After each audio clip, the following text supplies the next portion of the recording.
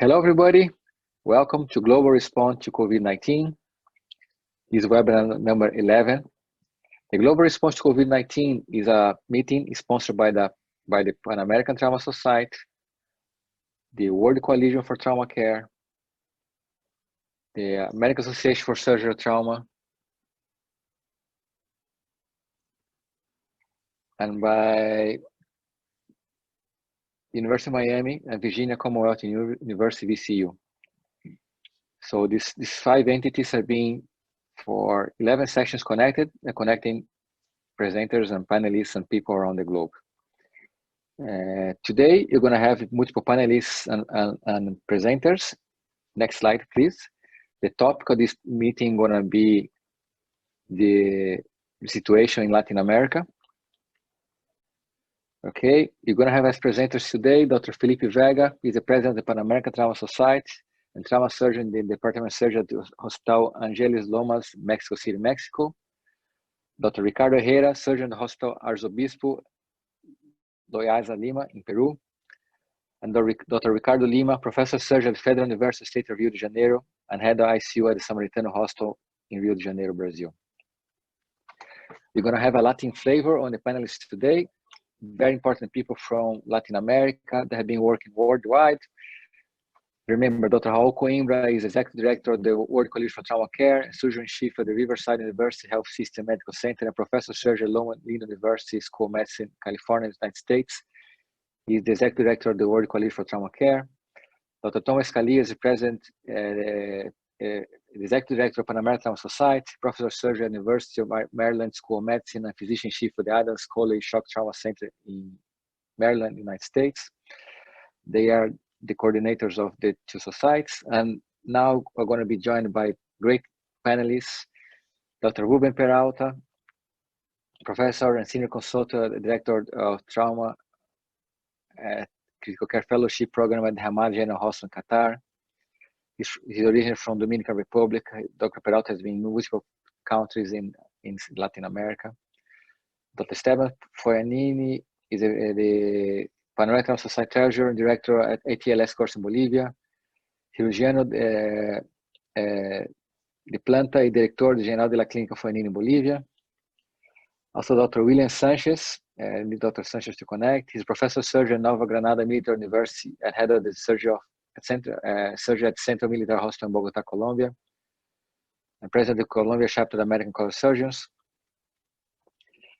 Dr. Paulo Ferrada, a great friend, star surgeon, is a Pan-American Trauma Society secretary, professor of surgery and program director for the Surgical Critical Care Fellowship and med director of the Surgical and Trauma Intensive Care Unit at Virginia Commonwealth University, Richmond, Virginia. Dr. Ferrada is very active in the trauma and acute care and the surgical world everywhere, United States and in the Americas. And Dr. Natalia Verdial. Dr. Natalia Verdial is a member of SBITE, and she's secretary and trauma secretary of SBITE, the Brazilian Trauma Society, and trauma surgeon at the Hospital Pronto-Socorro in Rio de Janeiro, Brazil. When you have the first World Trauma Congress in Brazil, I met Dr. Natalia Verdial, and she was the Trauma League medical student president. So I was very happy when SBITE told us to have her as their representative today. It's very nice to see a woman, a strong woman in surgery in Brazil, growing and being represented Trauma Society in Brazil. And I met her as a medical student, so I really like to have her. So, and by the way, you're going to have two strong women talking here today about surgery. I'm very happy to have Dr. Ferrada and Dr. Natalia represented talking here today. Okay, so Dr. Ferrada, could you please introduce and welcome all the medical societies involved on this webinar, please?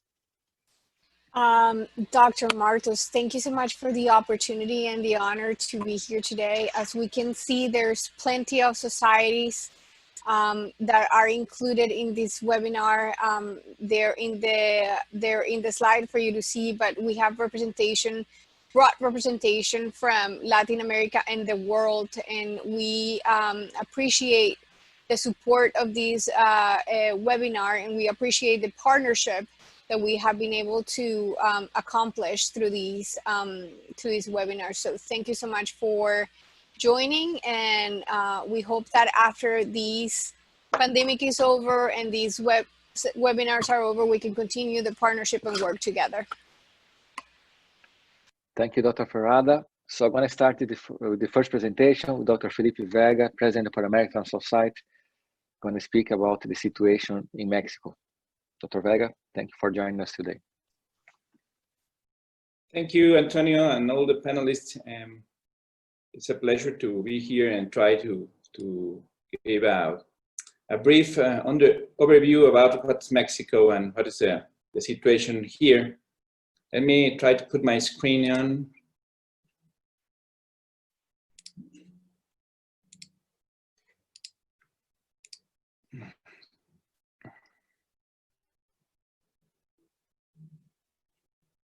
Have you seen it? Okay. Yes, sir. Yes. So thank you for allowing me to present and to participate in this forum on COVID-19, and congratulate the Panamerican Trauma Society and other societies and the Trauma Coalition to the invitation for these excellent seminars that Dr. Marttos and Dr. Aboutanos and all the staff to the pandemic. The topic that concerns us today is Latin American, and I have to speak for my country, Mexico, as a part of a region. These are my disclosures. I'm not at the front line receiving patients with COVID-19 as ER and IDE and pneumologists do. I just a consultation of that type of patients, trauma cases and surgical cases by order of the COVID team. I usually am at home and just attend only emergencies as a call, as well as all my colleagues do. My position in this presentation do not represent the Mexican country official posture. Maybe I have another comments about a political situation, but I want to try and explain a little bit about this.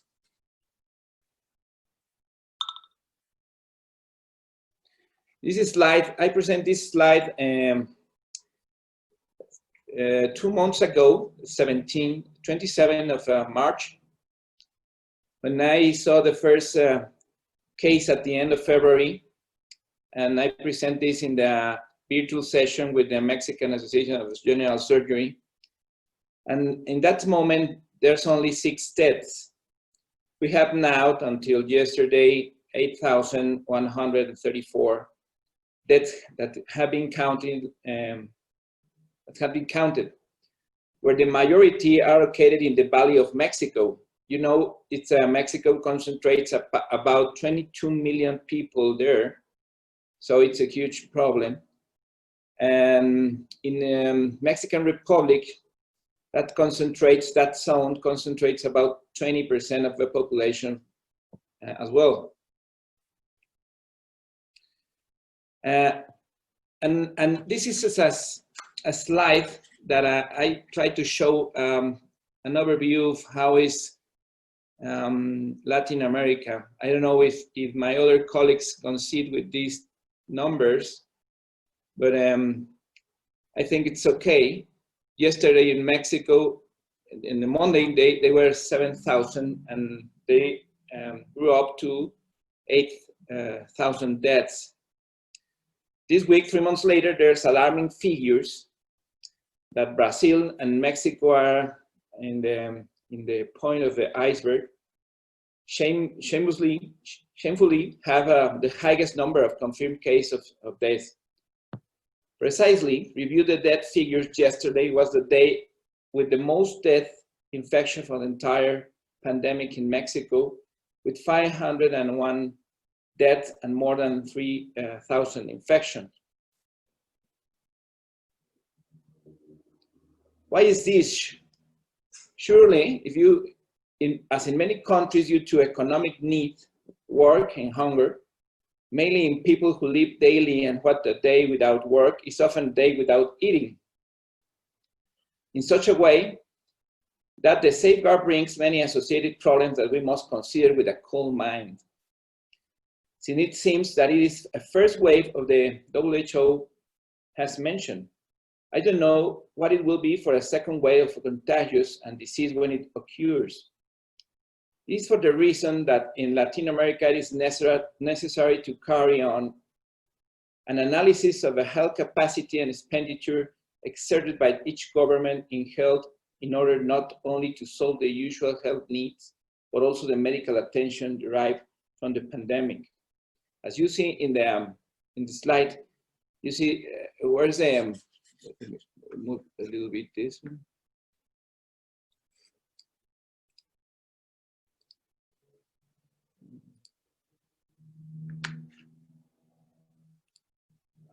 You see the GDP by country in Latin America. So it's varies from country. So you can see the GDP disparity in health countries in Latin America, and the percentage is different. But here in this column in the right, and in the right column, you see the percentage of out-of-pocket spending for your health in relation to equity of access to health services. That is dissimilar from all the countries. And if you try to see where's the trial materialize, the hospital capacity for patients with mechanical ventilation is limited. For my country, traditionally only 10 intensive care beds are available for every 10,000 inhabitants. And what happened with the pre-hospital services? That they are now overwhelmed not only by volume of services, but by logistics of inadequate response to pandemic. So they have not only had to acquire special protective equipment, PPE, but improvise protocols for care with the lowest risk of contagion for his staff. This graph explains how the country and some of the states are, where are the red and green. Here you see here in the screen are for the Valley of Mexico. It's Mexico City and State of Mexico that is very closer, and most of the states are below the 1,000 people that you see in this map of color of the country. If you see just if you remember all the geography, just the dark ones or the brown ones, it's Mexico City here, and this is State of Mexico. That is more than 3,000 patients and positive patients here, and another parts of the country is less, and there are some states that were limited to 250 patients, like Colima or Nayarit or some other ones. As you see here, there are some states that limit his frontiers with other states and limits their access just for people who live there. And I think it's one of the measures that help a lot of do not increase the mortality and the contagious in these last states like Nayarit, San Luis Potosí, Baja California, Aguascalientes, Zacatecas, Durango, and Colima. That is, I think, the safest, but you can go in if you don't are residents from that state. So it's difficult because they have some encounters with people who wants to go in to visit some families, and it's a problem. This is the daily web page of the federal government and COVID-19. This is from yesterday, May 26, where the deaths and percentage of place of occurrence already reflected, being about 90% is hospital and just 10% of deaths is in home. And you see here is the age of people who is dying, and you see less women than men. It's about 3.5 for 1 or 4 for 1 more in men than in women. And what has been done to try is not to exceed the hospital capacity in several states is that some places use the convention centers to convert to hospitals for non-serious patients and to try to concentrate the hospitals of patients in transits and to recover beds for patients who require more hospital care.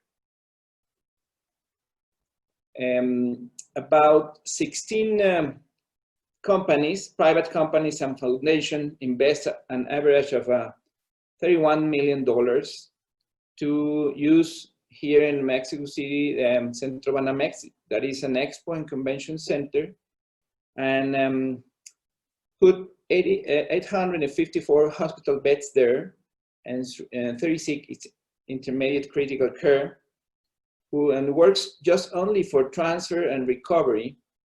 They put equipment and a closed surveillance circuit, storage, pharmacy, PPA for all the medical staff, and medical risk area and food court for his stay there. As you see here in the, this is a previous the previous expo with the beds.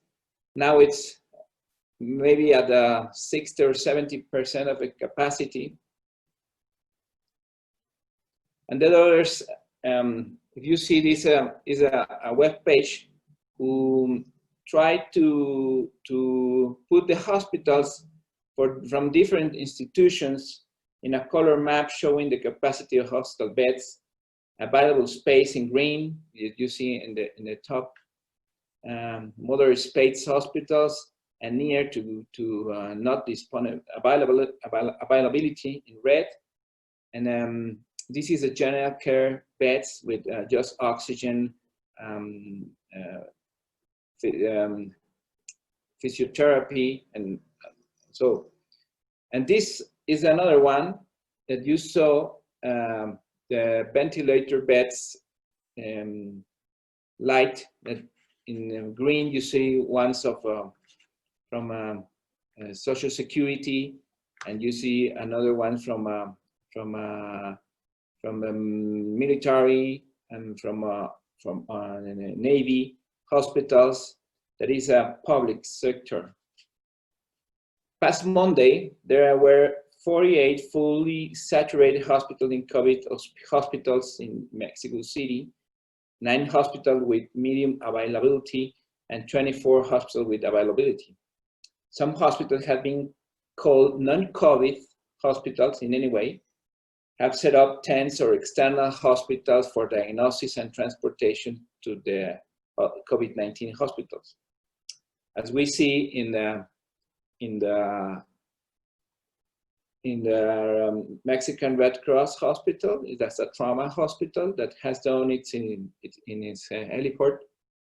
He put these tents just for diagnosis and for detection from the cases, and to move forward to COVID hospitals. But it is difficult to separate these type of patients. So the measures are to try to treat any of the patients in emergency situation or in a consultation as a positive.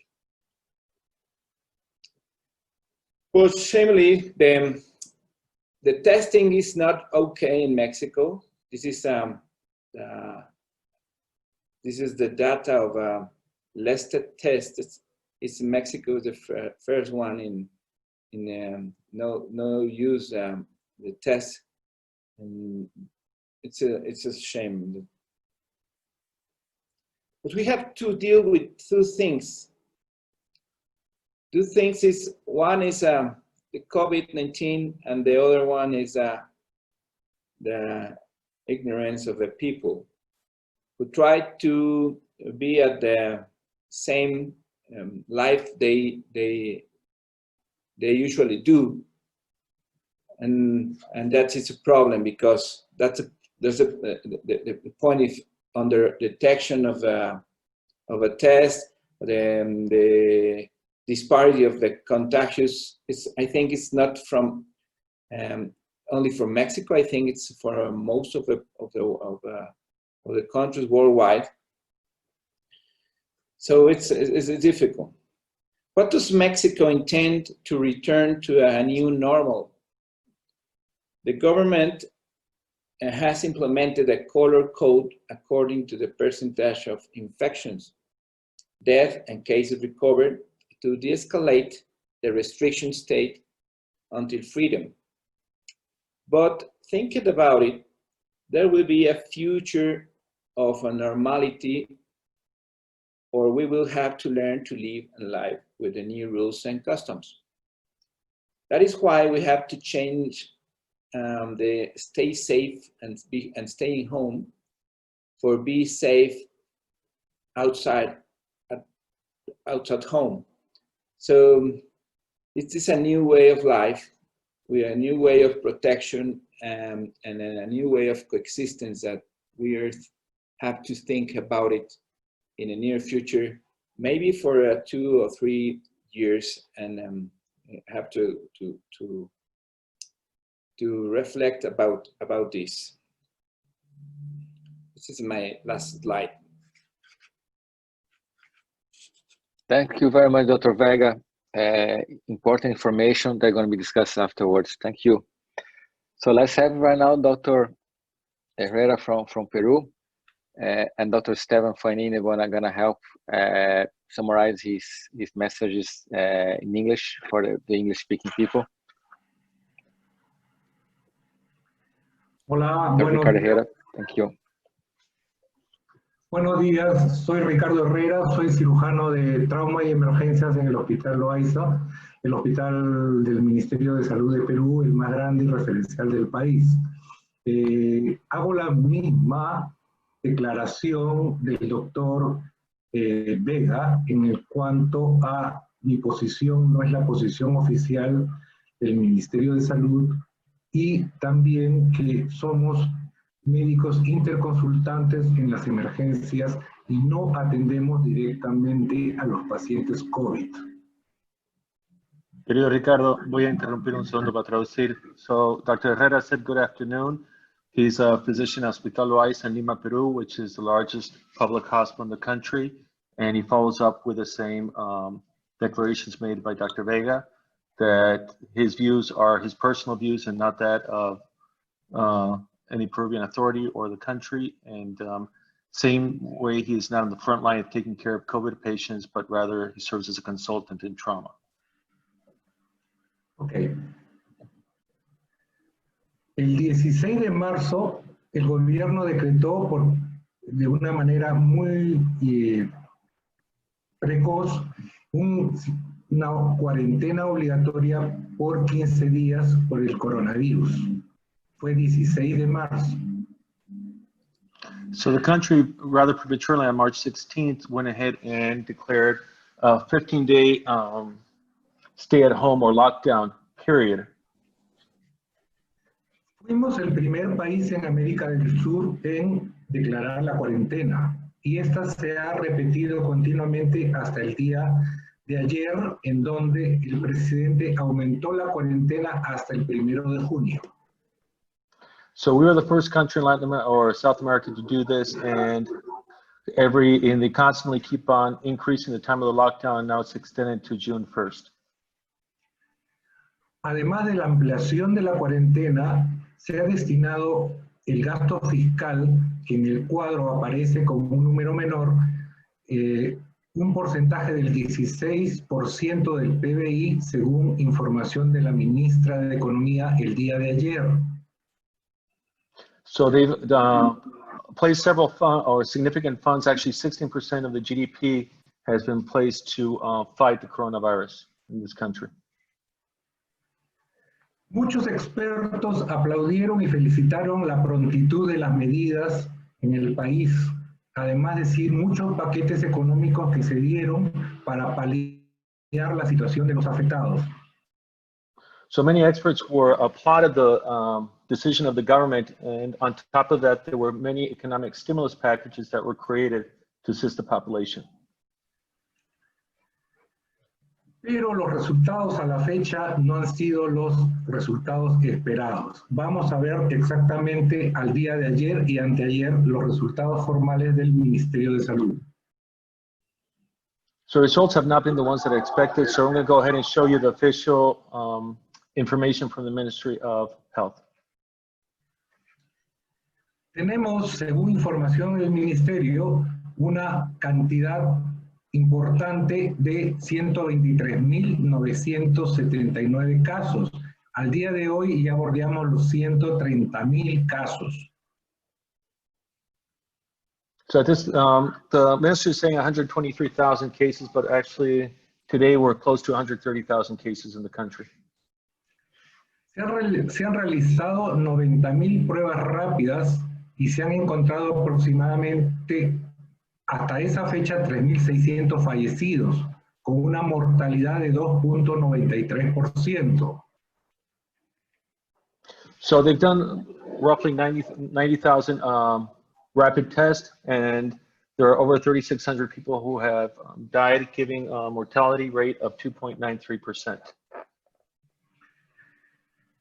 Los casos positivos por regiones o departamentos en el país se dan a predominio de la zona de la costa, como pueden ser ellos, y en las regiones de Oriente, de la selva de Oriente. Los casos más poco frecuentes se dan en las regiones más frías de altura, arriba de los 2.000 o 3.000 metros, que es en la región sur del país. So majority of the cases have been on the Pacific coastline and also in the Amazon region, which you can see highlighted in red. The lower numbers tend to be in the Andean region above the level of 2,500 meters above sea level. El sistema de salud de Perú es un sistema muy fragmentado. Tenemos varios prestadores de salud, empezando con el Ministerio de Salud, seguros sociales y otras empresas privadas o de las fuerzas policiales. In Peru, we have a very fragmented healthcare system, going with the Ministry of Health and then going to the private sectors, and also the police, and I presume the military also have services. Actualmente contamos con aproximadamente 1.000 camas disponibles de unidades de cuidados intensivos con acceso a ventilación mecánica. Pero de esas 1.000 camas que se contaban, aproximadamente más de 900 ya están siendo utilizadas y queda un remanente que creo que cada día es menor, de 169 camas disponibles según la información oficial. So we have over 1,000 ICU beds in the country, and at this time over 900 beds are occupied with ICU patients leaving, 169 ICU or vent beds available, and every day this number is dwindling. Miren la disponibilidad de unidad de cuidados intensivos en la seguridad social comparado con la del Ministerio de Salud. El Ministerio de Salud atiende a 3/4 partes de la población peruana.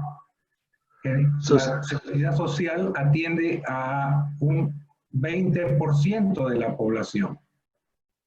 So Social Security covers about 20% of the population, but the column that says 177 is the Minister of Health, and they're responsible for 3/4 of the population of Peru. And you can see the disparity in numbers of bed and available beds between the two. Según los informes, también los pacientes fallecidos figuran en el rango de edad semejante a los que presentó Felipe en México.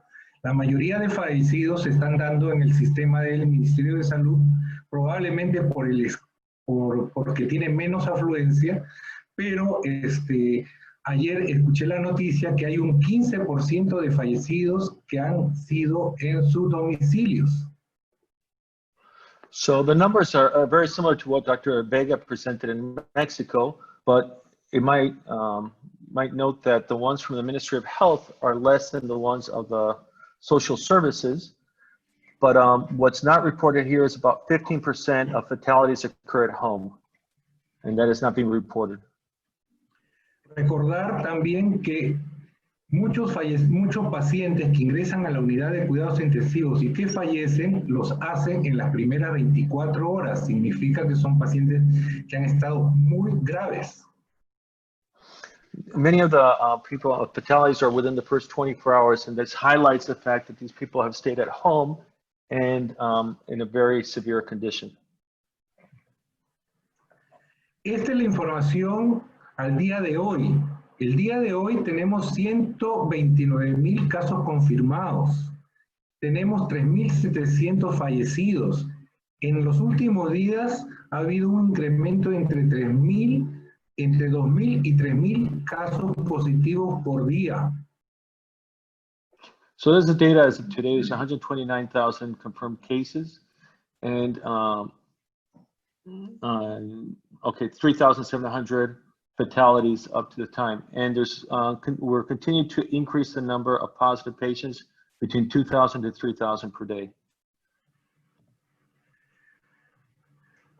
Tomamos inicialmente la delantera en tener las precauciones dictadas por el gobierno para controlar la epidemia. Pero ¿qué es lo que ha fallado? El día de ayer teníamos 33 médicos fallecidos, sin contar el personal de salud restante en todo el país. So we took the appropriate measures at the beginning, but what has failed? And Dr. Herrera highlights that 33 physicians have passed away from COVID, and this is not counting the rest of the nurses and rest of healthcare providers. El día lunes se aflojaron las medidas de la cuarentena, permitiendo que pudieran salir algunas personas a hacer algunas actividades importantes. Pero miren lo que se dio, la congestión de personas con mal uso de las mascarillas y sin guardar ninguna medida en los centros de abasto o en muchas zonas comerciales de Lima. So on Monday, they actually relaxed some of the measures and allowed people to come out and have some activity outside. And you can see the congestion of people on the streets and also the misuse of masks. And it's clear that there is no social distancing that is occurring here. ¿Qué falló? ¿Qué explicación tenemos? What failed? What explanation do we have? En Perú, el 70% de la población económicamente activa es informal y vive día a día. In Peru, 70% of the population is informal worker and they live day to day. Solamente 1 de cada 5 hogares pobres tiene refrigeradora, lo cual implica que estas personas tengan que salir todos los días a comprar alimentos. So in poor families, only 1 out of every 5 families have a refrigerator, which implies that people have to go out every single day to buy fresh food. Esto se demuestra que en las zonas de Lima más complicadas en el momento son los distritos, son las regiones más pobres de la ciudad, las zonas periféricas.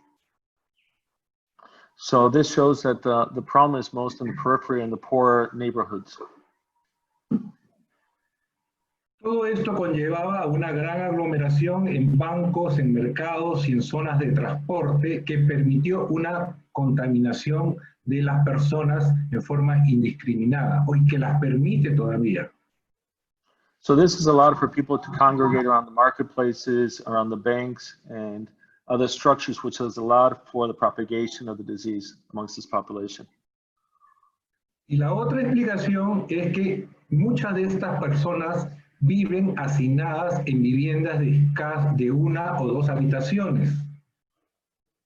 The other thing is that a lot of these people live in small houses which have either one or two areas or rooms. Perú en los últimos años ha sido el ejemplo de manejo macroeconómico. Hemos tenido asombrosos niveles de crecimiento, pero este crecimiento no se tradujo en las cosas que ahora nos importan. So Peru over the last couple of years has had a tremendous economic growth, but this has not translated into things that are valuable to us right now. Básicamente tenemos un sistema de salud totalmente fragmentado, que no hay una coordinación entre cada participante. So currently we have a fragmented healthcare system and there is no communication between parts. El presupuesto de salud es menos del 4% del PBI. So the budget for healthcare is less than 4% of the GDP. Por lo tanto, la infraestructura de salud es antigua, obsoleta, peligrosa e inadecuada. Therefore, the healthcare facilities or infrastructure is antiquated, inappropriate, and actually dangerous. Mi hospital tiene 400 años de historia y el local actual tiene más de 100 años de construido y no ha cambiado básicamente en mejorar su infraestructura. So my hospital's started 400 years ago. The current building is over 100 years old and there has been no improvements to the infrastructure. Por último, tenemos problemas en que se desactivaron muchos programas de vigilancia epidemiológica y se abandonaron el tema de recursos humanos en cuanto al personal de salud que trabaja en estos momentos desmotivado y con muy poca remuneración. There's also been failures with the epidemiological data, and there's also been low remuneration for the healthcare providers, which has aggravated the problem. Por último, el gran problema de América Latina, la corrupción. Se dice que el 20% del gasto de salud se pierde en corrupción y otro 20% se pierde en gastos innecesarios. So the other big problem of Latin America is, and specifically Peru, 20% of healthcare expenditure goes directly to corruption, and another 20% is used in an inadequate fashion. Es muy triste poder compartir estos resultados que tenemos en este momento de mi país, pero realmente tenemos que mejorar mucho como sociedad para hacer frente en un futuro a todos los desafíos que se nos van a presentar. Muchas gracias. It's very sad to have to say this, but this is our reality in this society. We have to take measures to improve this. I'm just going to add a little point here. What Dr. Herrera has reflected is basically the same issue we have in Bolivia, and he thanks you for your attention. Gracias, Ricardo. Gracias. Thank you very much. Muchas gracias, Dr. Herrera. Important presentation. Before the presentation from Brazil, Brazil is the hotspot right now. Is the #1 country in number of deaths right now. I'm going to ask Dr. Paula Ferrada, see she may need to leave. Dr. Ferrada, being from Latin America, being from Colombia, what kind of advice can you give to our friends that are living there, how to face this pandemic situation? So learning what you learned during the years, learning what you learned in your response in your state, in your hospital, what kind of comment can you make regarding the first two presentation advice can you give to them, please? Well, thank you for the opportunity to speak. I am saddened by the information that Dr. Herrera has shared with us. I think that especially being Latin American, this really is heartbreaking to see how, you know, because the way to stop the spread and the way to maintain safety is doesn't need much other than infrastructure, washing your hands, help from the government, things that can be done a lot low cost if the leadership was really involved in making a change. And without getting political, I think that there needs to be support from leadership structures to make a sustainable change. I don't think that physicians can help with the community, and leaders in the community, informal leaders can help the community, but if there's no support from the government to make something sustainable, it's going to fall back to what Ricardo just showed us, pictures of people having masks that are hanging from the neck, and then literally without zero separation between the people. I think the advice is to get organized. I think we know that washing hands, social separation works. We know that works in terms of not getting sick, and the use of. I heard from some friends in Cuba that they don't have Purell, they don't have other stuff, so they use rum, like 80% 80 proof rum, and put some aloe on it, and that can help with sanitizing the hands. But if there's no slowing down of getting people sick, we're going to continue to see deaths. And having 33 doctors dying from it is heartbreaking and telling about the situation of the country. Thank you, Dr. Ferrara, for your comments. I hope you can come back later to make more comments, please. Now I'm going to go to Dr. Ricardo Lima from Brazil. He's an intensivist. He works at the Federal University of Rio de Janeiro, and also works in the critical care unit, the chief critical care unit of a big private hospital in Rio. Dr. Lima, what's happening in Brazil? Let us know. Thank you very much.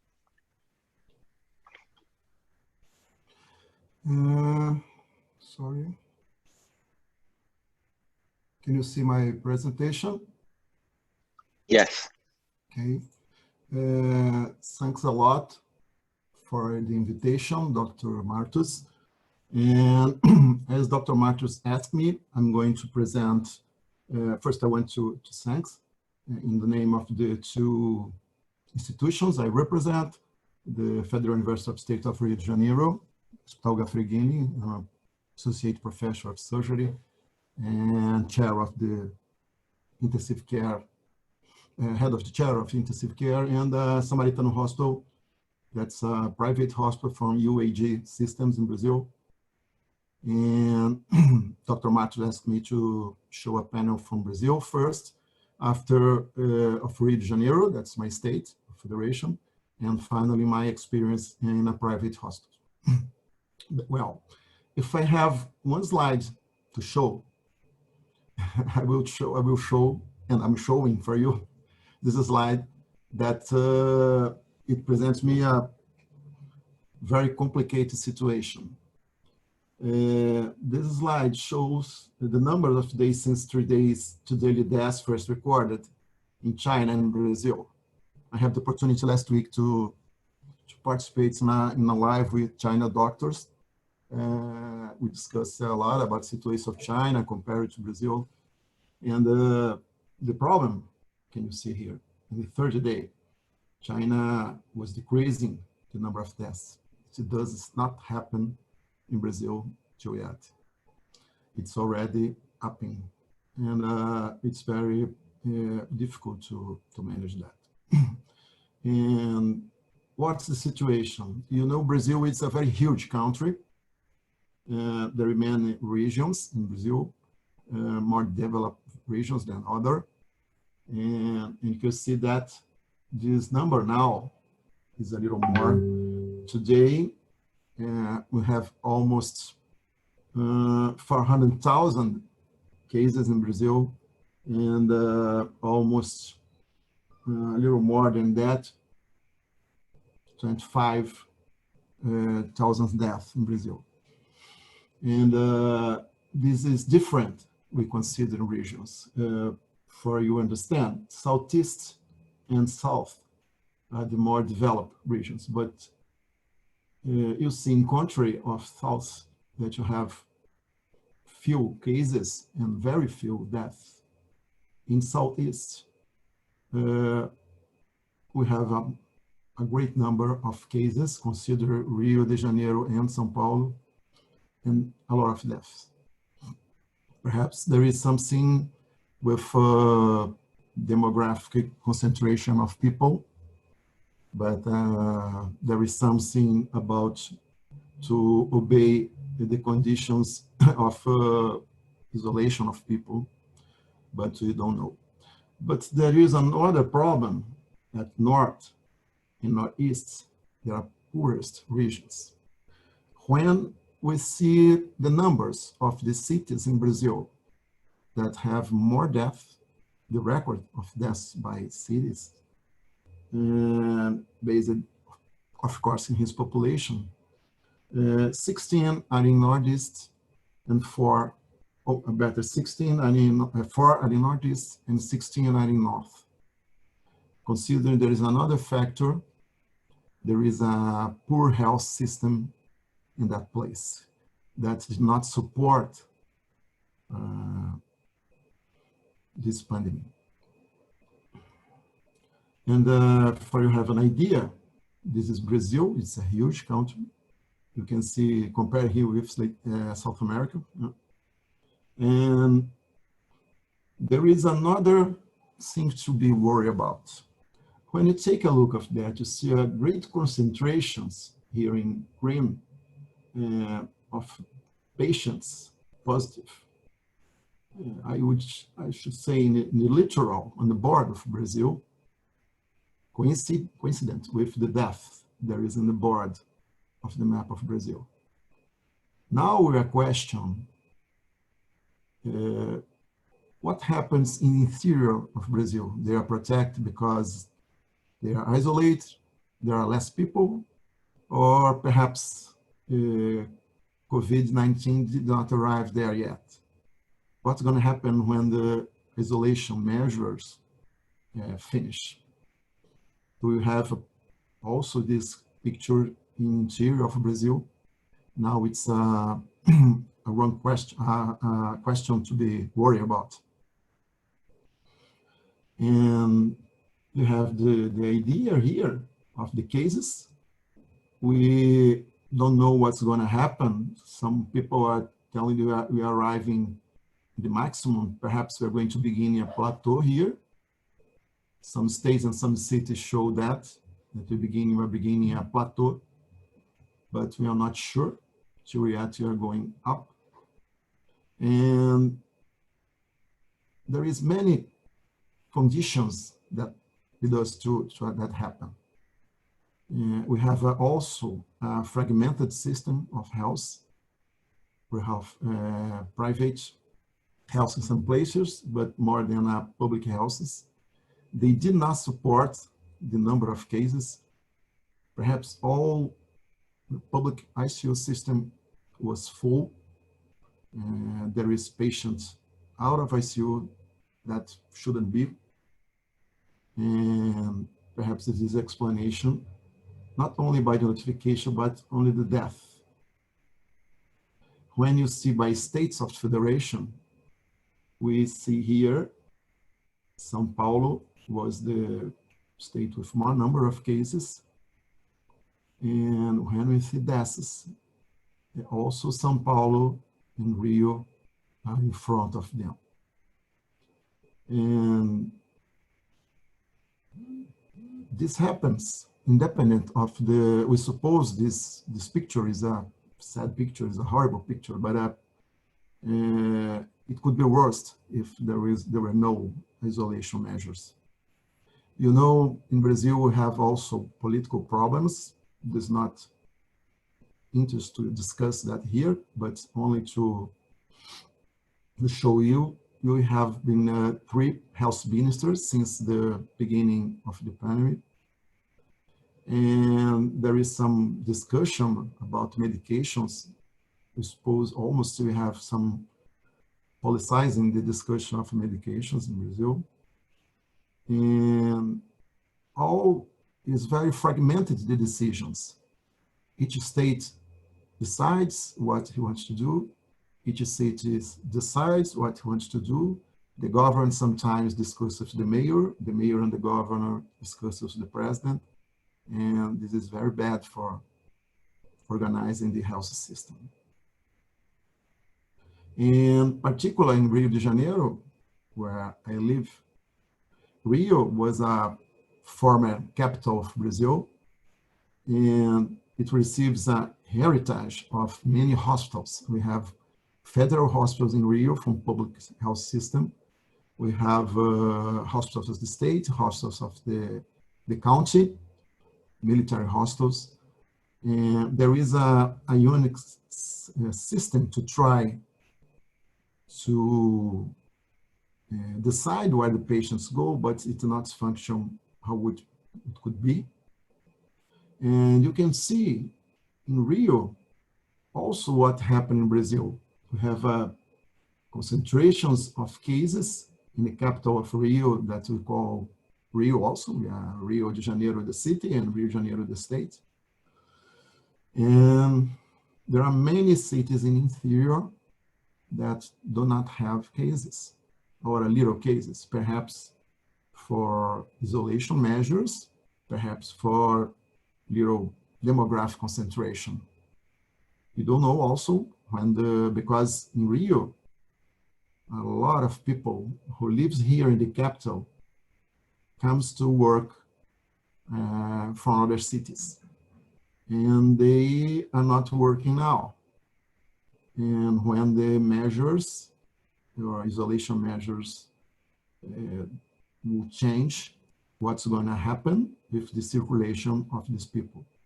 We don't know also if we go to have a better picture in Rio, but a worse picture in interior of the state.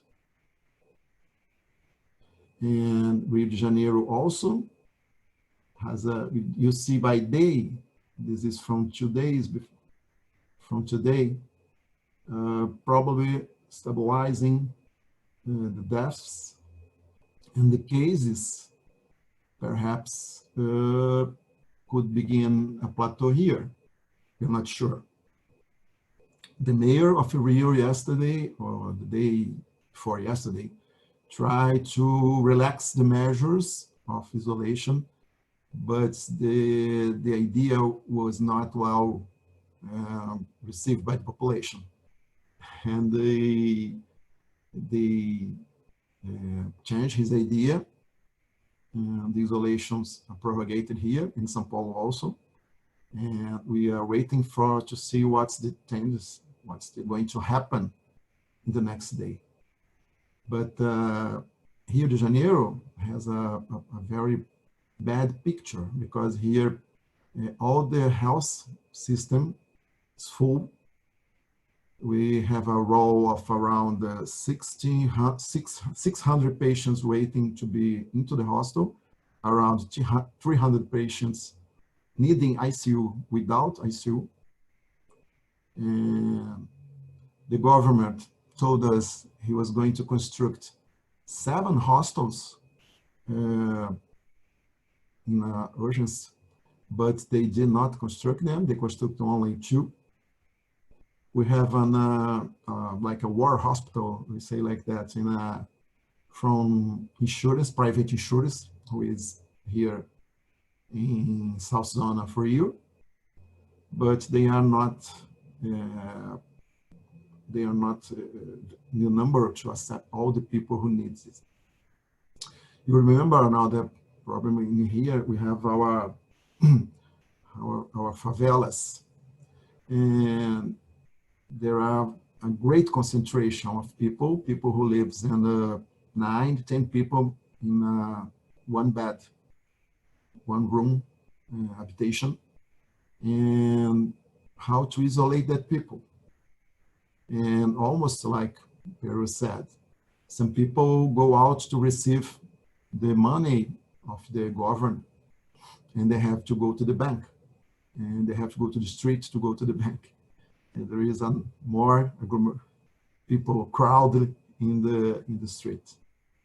And perhaps the acceptance of isolation measures were around 50%, when ideally it should be 70%. and we don't know what happened, because what's going to happen when this measure will be flexible. And like my colleagues say, we have to see that and to live another life that we are not used to live. In the comparing Rio, if we compare Rio with other countries, in number of deaths, Rio have more deaths than India, than Russia, and almost equal by China. And it's very bad for our image.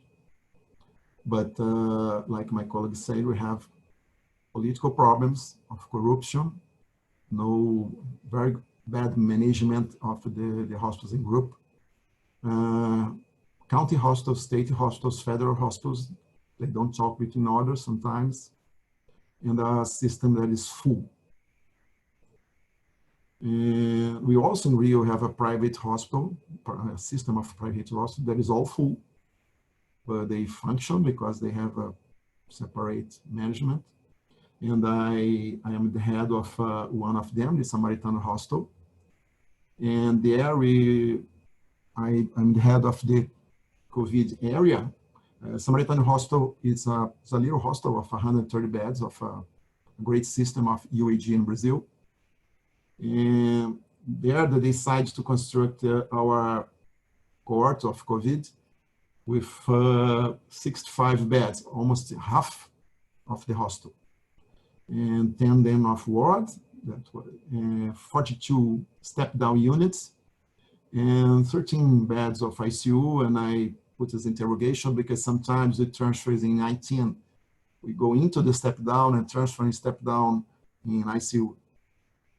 But to do that, we have to have a great group of health professionals, experienced health professionals, like titulated health professionals, respirators, and well, that's the other problem we see that you can see in most of all the hospitals in public health. They don't have people with experience who is in front know these patients. Is a very hard treating patient. It's very hard to complicate it. We have to put them in trauma. We have to use ECMO. And we have to stay a lot of time in respiration. And we can only construct day for night a hospital and put a young doctor and young nurse and say that take care of it and ventilate this patient. And this is the other side of the problem. And during these 75 days, we have in ICU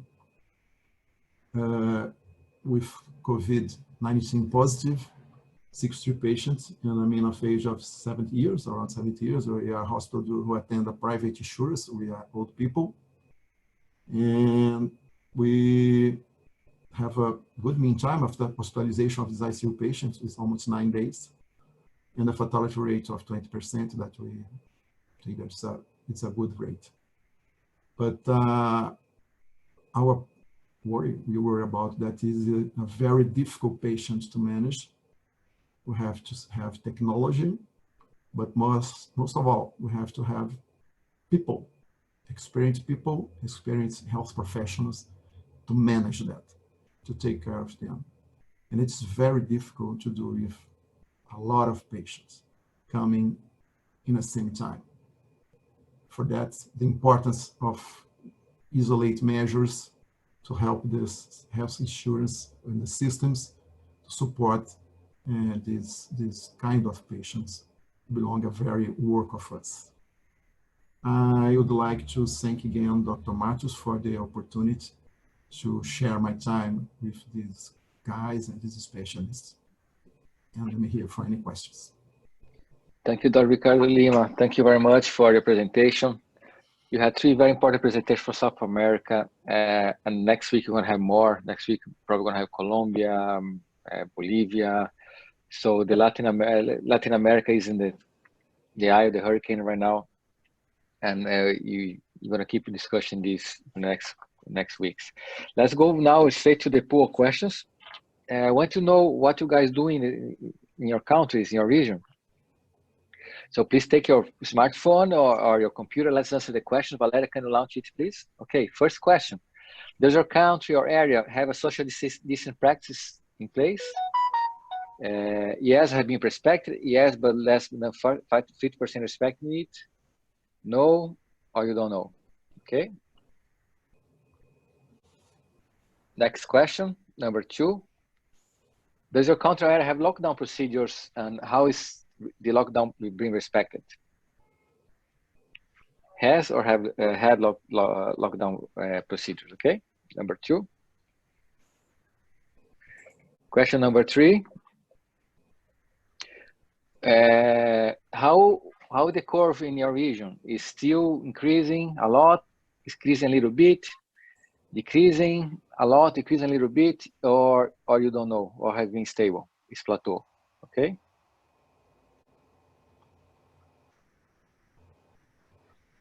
Number 4. Question number 4. Does your hospital or your institution use protocols and guidelines to follow to treat these patients, or is that the physician discretion? Any physician can treat the way he wants. Okay. Number 5. Are physicians at the emergency room or trauma at your facility, the one that see the patients, they come to the hospital wearing N95 masks, the good masks all the times while they're taking care of these patients? Okay. Number 6.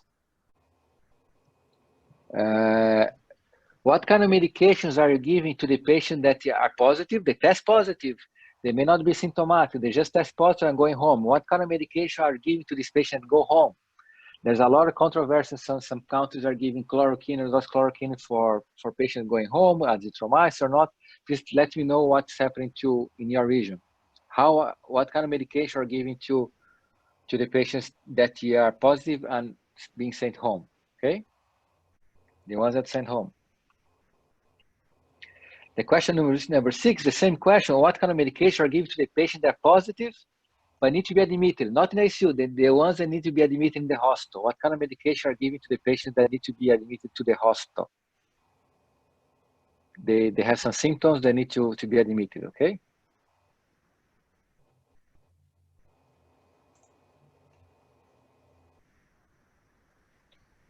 And the question number 8 is, what are the medications are given to the patients that need to be admitted in intensive care unit? Once the patient goes to the intensive care unit, what are you giving to the patient? Okay.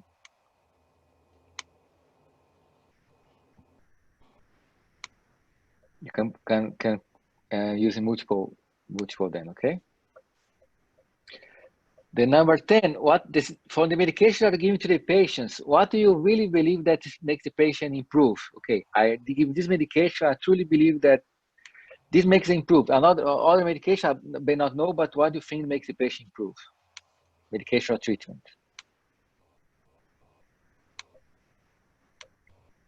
Okay. And number 10, what medication are you giving, but you are not sure this patient make the patient improve or make any benefit for the patient? Okay.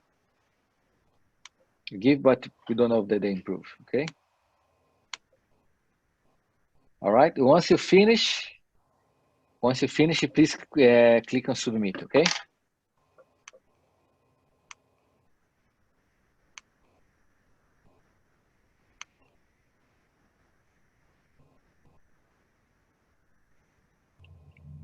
Okay. So let me know what are you doing.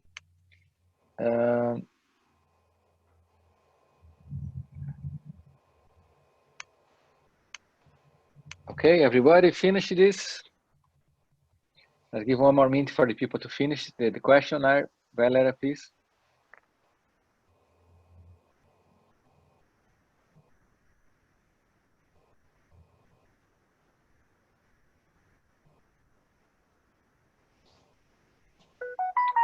Okay, 30 more seconds. Let's finalize.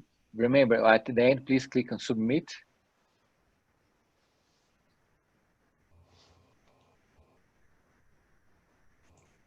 Okay. All right, I'm finishing here also.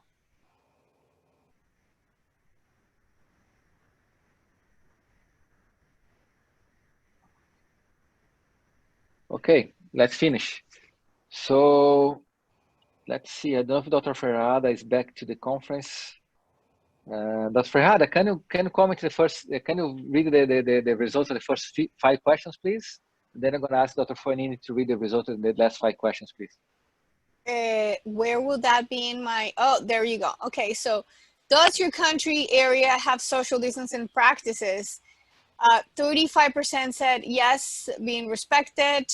57% said yes, but less than 50% are respecting it. Had, but already in reopen phase, 8%. And the other ones are no. The second one is, does your country area have lockdown procedures in place? No person might leave their home unless healthcare worker or essential profession. Yes, and respected 24. Yes, but less than 50% respected and 30. No, 27. Yes, and already reopened 19. So it's basically an even distribution for that. Where does your area region of practice fall in the curve of daily COVID-19 positive cases? It's still increasing exponentially, 32%. It's still increasing, 38%. Not increasing a plateau, 19, slightly decrease, 11. So it seems like the majority of the people in this conference are still increasing slightly or exponentially. Number 4, do you have protocolized sequential treatment guidelines for COVID-19 and or these physicians' discretion? Majority have a guidelines, 81%. And the 5th question is, are ER and trauma providers in your facility wearing N95 masks at all times during trauma or ER care? All of them 46%, most of them 27%, half of them 8%, less than 50%, 11, unknown 8. Dr. Fognini, the question 6 to 10, please. Yes. So what are the first-line medications started early for any diagnosed cases of COVID-19? So 22% said hydroxychloroquine or chloroquine, 30% azithromycin, and 19% used other antibiotics. The majority of patients are going home with paracetamol or Tylenol or acetaminophen, depending on which country you're in. And 25% are using some type of venous thrombosis prophylaxis in their patients. What are the first-line medications treatments for patients admitted to the hospital? So these are admitted patients, and about 50% have some type of DVT prophylaxis or VT prophylaxis using prone position in hospitalized patients, and also a high number, about 40% using hydroxychloroquine or chloroquine and or azithromycin in those patients. Small number using antivirals. Now these are patients in the ICU, and the majority of people are using prone position, 51%. The use of prophylaxis or steroids in the patient, and 27% are going to full anticoagulation. 24% have remdesivir. As an option, still 30% are using some form of hydroxychloroquine or chloroquine and plus minus azithromycin in those patients. Number 9, please select the medication treatment that are using or used and believe that make patients improve. The majority of participants noted prone position, 54%, and 41% VT prophylaxis and full anticoagulation, while numbers are lower for azithromycin at 24 and hydroxychloroquine at 19. Finally, please select the medication treatment that you're using or use and believe that did not make patients improve, and 41% are talking about hydroxychloroquine or chloroquine, probably based on the recent data that came out from 90,000 patients with increased mortality in that group. Azithromycin or antibiotics, 38%, and going down the list, steroids and full anticoagulation would be least likely, with antivirals, lopinavir, and also unknown, 35%. Thank you very much, Dr. Esteban. I'm going to start to the two intensivists of the group, make some questions. Dr. Ferrada and then Dr. Lima. You are intensivists. In your opinion, what is working? What kind of treatment, therapy, or medication that, in your opinion, you feel that's make a difference in the prognosis and the recovery of these patients with COVID positive COVID and critical in your hospital, please? Dr. Herrera first, then Dr. Lima. So we, I think we started using chloroquine before the data came out showing the increased mortality. We had a couple of patients that had arrhythmia secondary to it. One of them had a mortality related to the arrhythmia. So because of our experience, anecdotal experience, and in concert with what has been published, we're not liberal users of chloroquine anymore. We have a couple of trials at VCU with antiretrovirals and immunomodulators. All of them, I think, using it depending on the stage of the disease, have been able to help.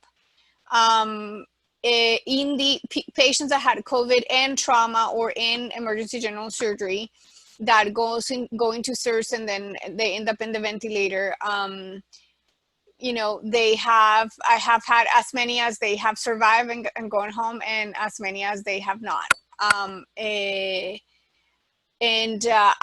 don't think that their survival is depending on one drug necessarily. I think their survival is dependent on the whole concert of appropriate treatment. Resuscitation to euvolemia, do not overload them. I think that even though the data at the beginning, our protocol says intubate them fast, I also think that if you can avoid intubation, these people do better. So I don't think so the short answer to your question is that I don't think that there's one drug that is holy water. I think that it all depends on the stage of the disease and management overall, with all the organ failures that the patient has. Thank you, Dr. Herrera. Dr. Lima, your considerations, your opinion, please. Yes, thank you. I have the impression in this sickness we have a deja vu with treatment of sepsis. Dr. Herrera should remember that. When we began to treat sepsis, we discover about the inflammation, the importance of inflammation in sepsis, and we try to modulate the inflammatory responses. We have in that time a drug, there is dotrepagine, it's protein C, and to modulate the answer. But what we obtained after all was people bleeding. Also, we try to control the cytokine, the macrophage response of the patient with anti-TNF, like to control that. And we do not could treat them. But we have an antibiotics that is for all for us. Now what happened? We have a new enemy. It's an infection, but it's different. Now we have a virus that is no treatment, no bullet magic. There is no antibiotic. And a virus who is expressed in many ACE2 receptors that could be in any part of the corpse, causing an endothelitis that is very difficult to manage. Many time in the lungs, but I have cases of myocarditis, I have cases of hepatic sickness and at all. Why I'm telling that? Because we do not believe there is any drug that's going to save that. Of course, like I told you, we have a politicizing of drugs in Brazil. Sometimes people are arriving taking chloroquine and azithromycin. Sometimes the doctor, the private doctor, the patient asks for that, and we accept. But there is no doctor, there is no other time we do not recommend that. And more, like Dr. Herrera told us, there is a great influence in KT of the patient, ECG KT, a risk for the patient. And many of these patients, we stop the drug in the second day because they have ECG alterations. What sometimes we use is azithromycin when we see there is a co-infection, a chance of co-infection. We have a very strong prophylaxis of VTE, like we do any ICU patient. And only we tending in the middle of the time to use more corticosteroids now, because like our deja vu in sepsis, it's a cheap medicine. There is no many collaterals, And independent of great papers do not show better in sepsis, there is another objective in sepsis, there is a suprahend objective, now it's to better control the inflammatory response. We can do it. And we are trying to use more corticosteroids and interleukin 6 blockers only if you think there is no better for the patient, and we don't know. So if you ask what makes the difference for our patients, was to ventilate them in a non-invasive form. We have numbers that perhaps 70% of patients who would go to the ventilators did not go, because you use high jet ventilation, you use non-invasive ventilation, and to try to support these patients and the other things. That's my opinion. Thank you, Dr. Ricardo Lima. Thank you very much. Dr. Bruno Peralta, Dr. Rizzoli showed last week like a successful operation that happened in Qatar, and how your hospital manages patients. So what can you say to your brothers and sisters in Dominican Republic and the other people, all your friends in all the other countries in Latin America that you have been visiting throughout the years? So what kind of recommendation advice can you give them, okay, to help to win this war against COVID-19 in South America, Latin America, to all the particularities that South America and Latin America have? Thank you, Marttos and Aboutanos, for the opportunity. As you mentioned, our past president from the Panamerican Trauma Society gave us a great presentation about the effort of Qatar and the great success with a mortality or fatality rate of 0.06%. But it costs a lot of money and a lot of discipline. So unfortunately, in Latin America, we have our culture, and it's really difficult to confine the people. We have probably similar echoing from or mirror image from Peru. Peru did an incredible confinement measures in the beginning, and but you know, for whatever reason, it's really difficult, like you mentioned. That in our country, the test is the number of tests is not really enough. Availability was at the beginning. The measures taken was a little bit late, and also we have addressed a lot of issues about the lockdown. How many people can have the discipline to follow the lockdown? And one of the reasons is because we have an informal economy. So a lot of significant percent of our population really have to work out of the house to bring food to the community. So I think this together produce a little difficult to control the pandemic. We have made a lot of effort. The government has a presidential commission with a lot of experts, but one thing is in the theory, one thing is to control the mobility of the people. And now the percentage of using masks, I think we have done in Qatar, that is obligatory, it's by decree. So you have to use masks. We are not seeing that percentage of accomplished in the Dominican Republic at this moment. So we are still in the phase to see if we can proceed to 1 extra week or 2 extra weeks of confinement. But other than that, I think we had to open the economy. Another factors that I think we have different than other is we have a general election. Our general election is supposed to be scheduled for May 17. It has been postponed for July 5th. And you have 3 parties, and everything that you make an opinion, all the 3 parties, is going to be really difficult, to get together.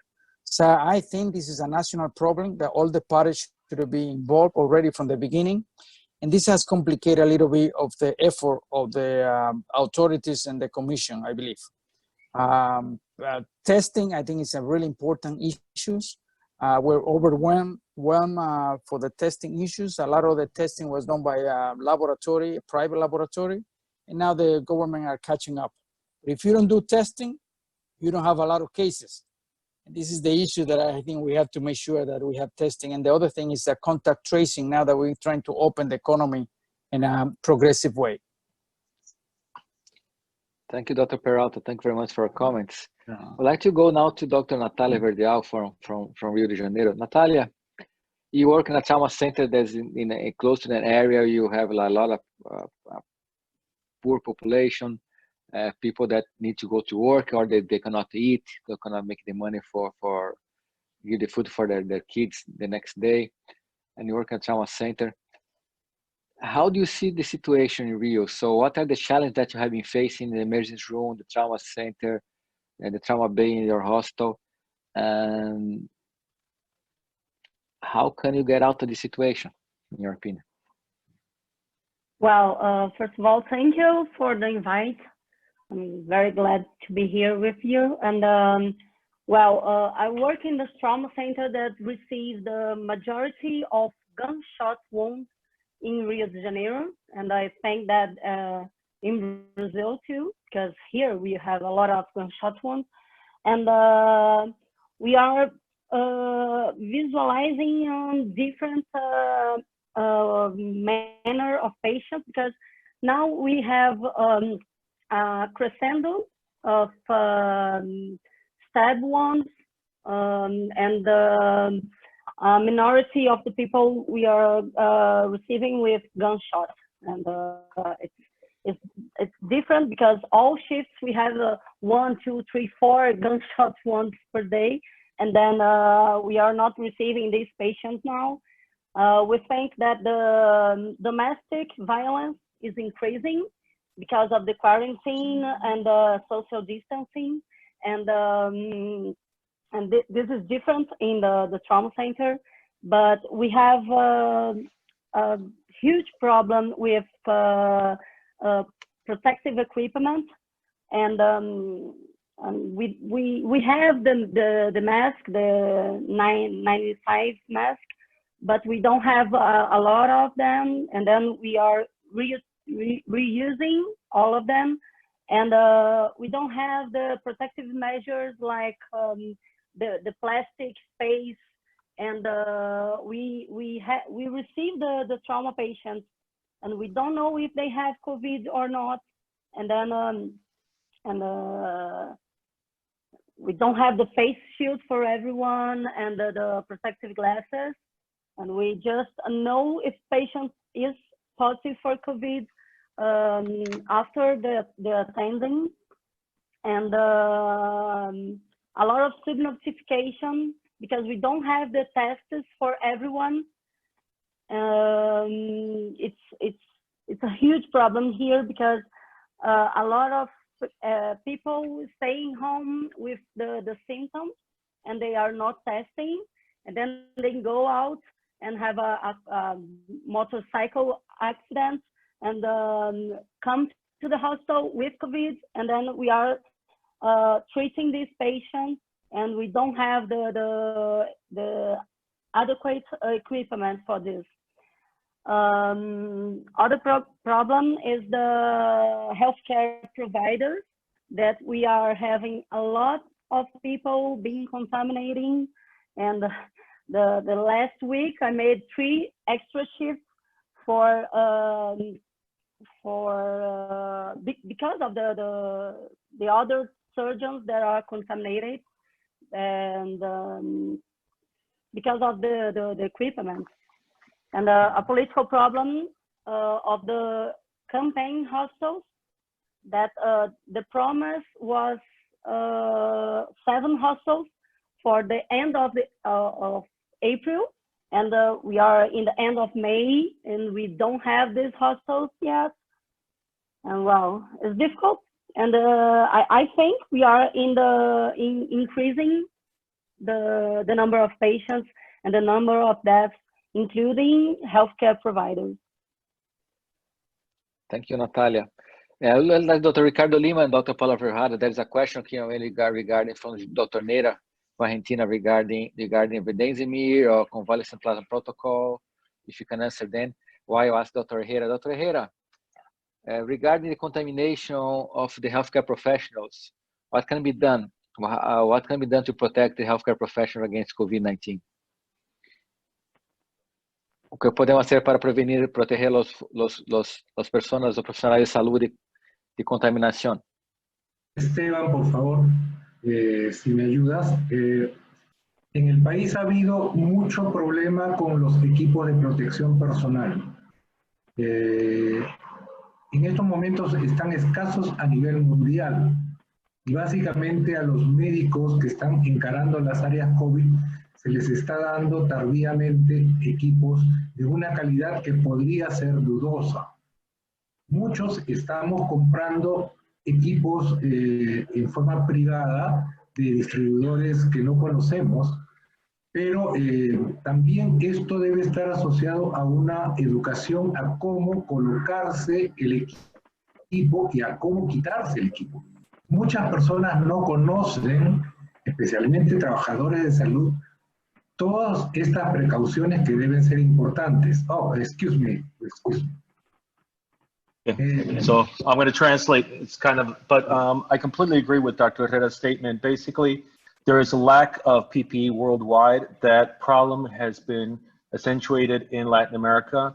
And as I have to purchase it for my hospital, so I know you can't purchase anything from the United States or Europe. It's only coming from Korea, South Korea, and China at this time. And so there is a lack of PPEs. Physicians are now purchasing PPEs on their own, and they're buying them from separate companies, which they did not know beforehand. Actually, I know of many individual people who text me offering PPEs, and they've never been involved in this business. So there's a lot of counterfeits too. And Dr. Herrera highlights that one of the main issues is education. People need to know how to don and doff their PPEs. They have to know how to do the appropriate care.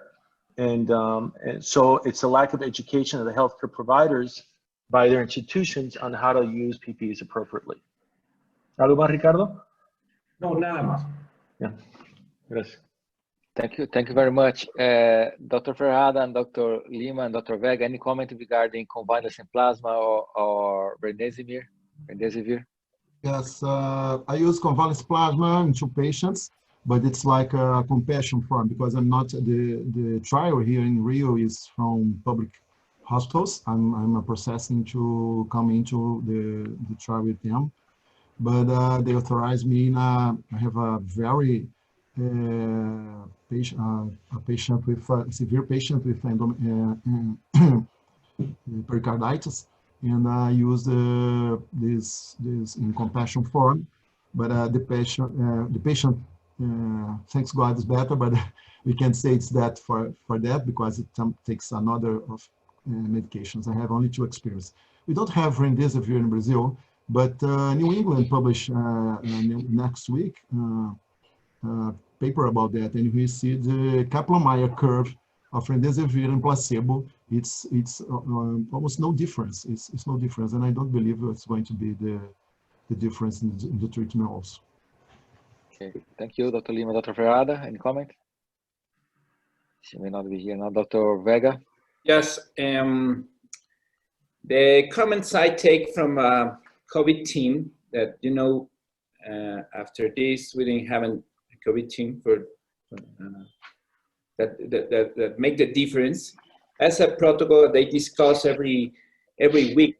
And the comments I take from that group is that the enemy is the inflammatory response, not the virus.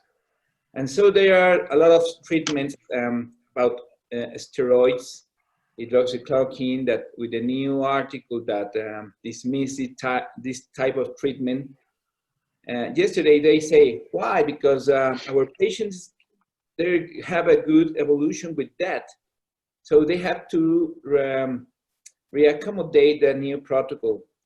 And there is a campaign of a government to collect plasma for from the ones that have a recovery, and they think, and they are making studies, they have a good outcome. I really don't know. We don't have remdesivir as I know here, but they are using steroid, hydroxychloroquine, and also tocilizumab. That in my little experience with the surgical patients, there's a lighty line that most of the patients have to go to OR if they have a diverticulum, because they have a lot of perforations with that type of medications.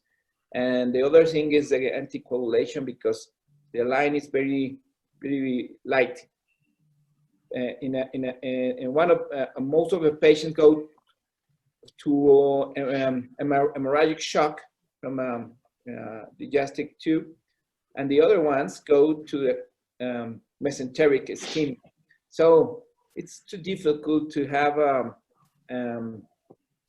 the answer for everything. But the comment is that we have to fight with the inflammatory response.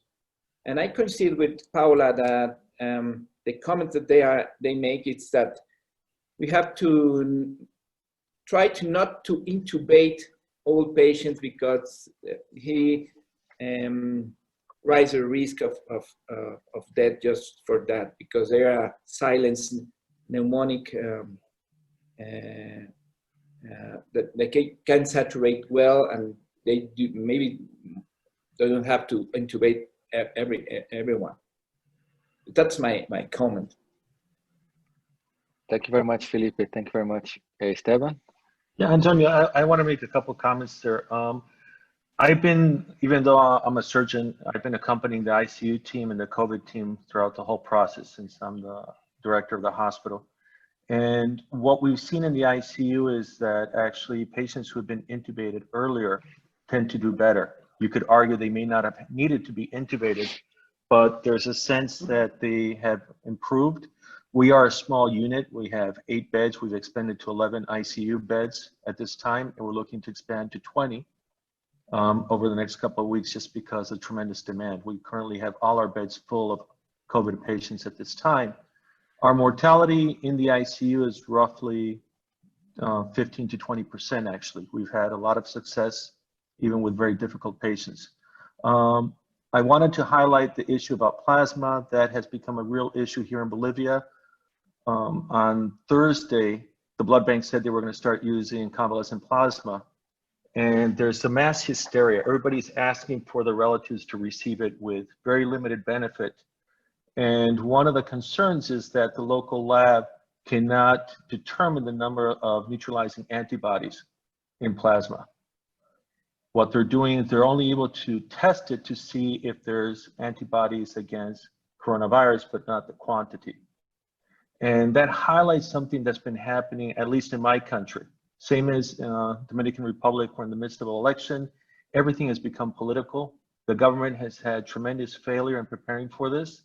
And the government at the same time keeps on touting new drugs and new options. We've gone through ivermectin, which you've probably heard about, and there's been a complete craze. There's talk about giving it to everybody prophylactically in Bolivia.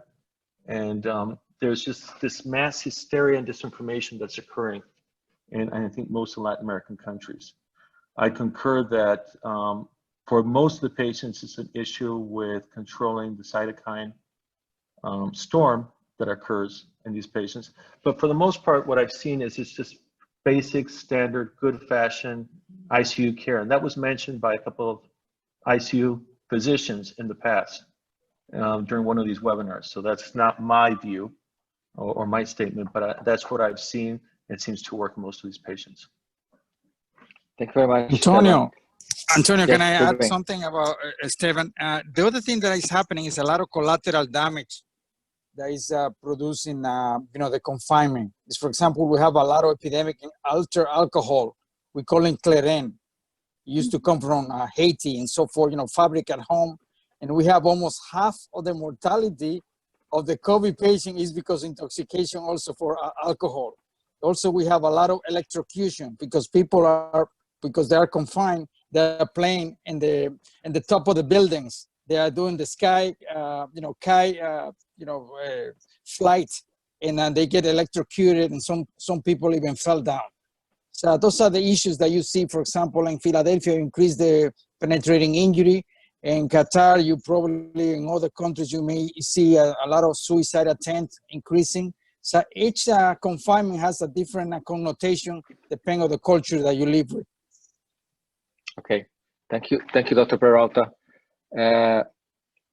Thank you, Dr. Peralta. So before finishing this conference, I would like to open a last slide and saying that the Panamerican Trauma Society WhatsApp group, we just talking today about Dr. Alberto Brasílio Olivares that had been sick.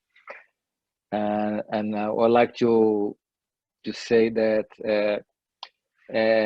a lot of our friends, some people that you know, people that you like, have been sick, some died.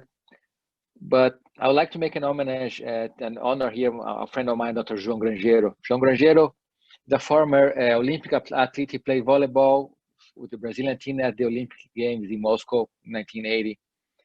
Then he became a physician. He's a great orthopedic surgeon. He worked in Qatar. He worked in sports medicine. Then he became the Brazilian Olympic Committee medical director. He has been in 8 Olympic Games. I have the honor to meet Dr. Grangeiro through these years, and I have the honor to be with him in a couple of situations. And while I started to work with telehealth, telemedicine, he had the vision and he brought telemedicine to the Pan American Games in Mexico in Guadalajara in 2011. Two athletes that needed to have serious injury used telemedicine for the first time in sports to have second opinion from physicians in Brazil and in Miami. And then in London, the Brazilian team had a lot of telehealth equipment and support. Dr. Grangeiro said, let's put this in the Olympic Games in London with the Brazilian team. If he was going to put in Rio, and then he used this in Rio 2016. And I had the honor to be with him at Rio 2016 Olympic Games. He was the chief medical officer of the Games, working the IOC. I was working with all the medical emergencies that happened during the Games. It was a lot of work. And you can see through this picture, see Dr. Grangeiro always make friends where he is. Doing the top left corner is his team in Guadalajara. Then I have his friends. And then here there's a picture with all the physicians to the Paralympic Olympic Committee. And then during the Games in Rio, he did a lot of nice things, has special things. A lot of people from Miami went there from around the globe. So everybody knows Grangeiro, knows how great person he is, a great physician he is. And he got sick working at the Into as a medical director of the biggest orthopedic hospital in Brazil. So I would like to say he's getting better. Dr. Ricardo Lima took care of him. He's getting better. He's out of the ICU. I have been talking to him. I don't know if he's watching this, but he's not watching. We're going to send the video. So I'd like to say, Grangeiro, stay strong, my friend. You're still going to have a lot of good moments, okay? I have a good news for you. Grangeiro is going home next Friday. Perfect, Ricardo. Thank you very much. So you can stop sharing the screen, Valeria. So I would like to ask all the panelists to just applaud not only Grangeiro, but all the healthcare professionals have been fighting against COVID. Some are not with us anymore, but some are recovering. So just to finish this meeting, applauding everybody that has been working through these terrible times. Thank you very much. And I hope to see everybody next week. We're going to continue to talk about situation in Latin America. We're going to have Dr. Esteban talking about Bolivia, Dr. Sanchez talking about situation in Colombia. So I'm going to keep talking about the situation in Latin America. I think that's very, very needed. In the name of the Panamerican Trauma Society, the American Association for Surgical Trauma International Relations Committee, the World Coalition for Trauma Care, University of Miami, and Virginia Commonwealth University. I would like to thank all the panelists and attendees for joining us again. And see you all next week. And also thank you, Gladys, Gary, Valeria, for making this meeting happen. Thank you very much, everybody. See you next week. Bye-bye. Thank you. Bye-bye.